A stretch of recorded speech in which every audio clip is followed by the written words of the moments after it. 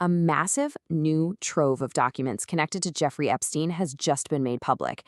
And right at the heart of it all is one single, really explosive email. So let's break down what's happening and why this is such a big deal. Okay, so a congressional committee just dropped a staggering 23,000 pages of documents from Jeffrey Epstein's estate. We're not talking about a small leak here. This is a fire hose of information, and it is absolutely fueling a massive political firestorm in Washington right now. But here's the thing. Out of all those thousands and thousands of pages, the entire news cycle is spinning around one specific email exchange. It's a message between Jeffrey Epstein and his longtime associate, Ghislaine Maxwell. And this is it. This is the exact quote from that email sent back in April 2011. Epstein specifically mentions Donald Trump by name using this really cryptic phrase, the dog that hasn't barked. He then goes on to claim an unnamed victim spent hours at his house with Trump. Now, this is where it gets a little complicated. Initially, the Democrats on the House Oversight Committee released a version of this email, but they blacked out the victim's name, citing privacy concerns. But later, when Republicans released the full 23,000 pages, an unredacted version showed the name was Virginia.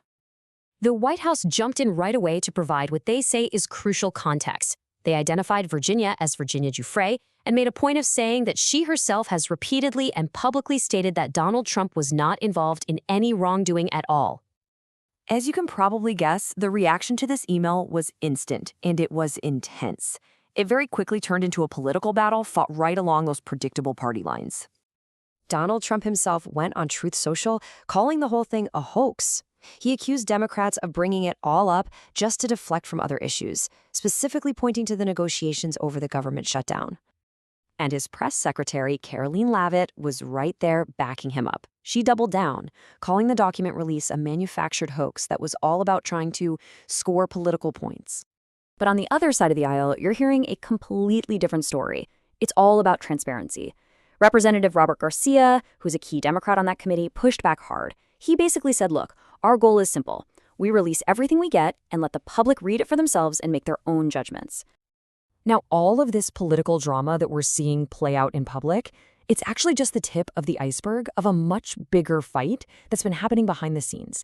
This one document release has become fuel for a larger, ongoing, and actually surprisingly bipartisan battle for total transparency.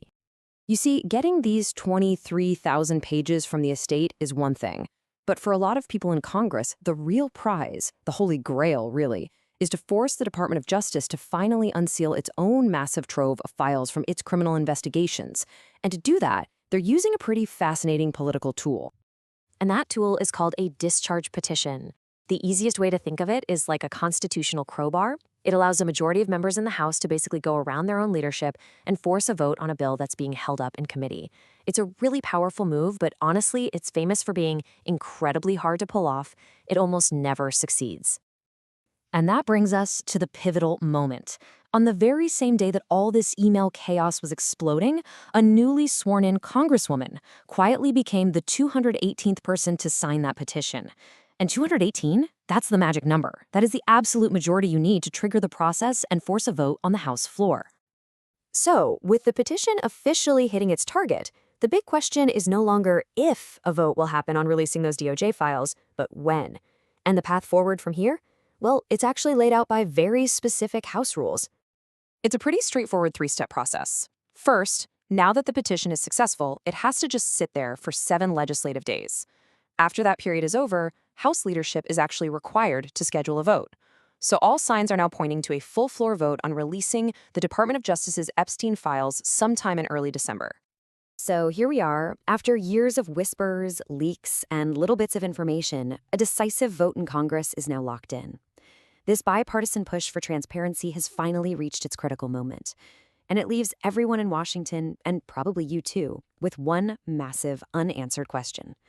If the Department of Justice is finally forced to open its vaults, what on earth will the full Epstein files reveal?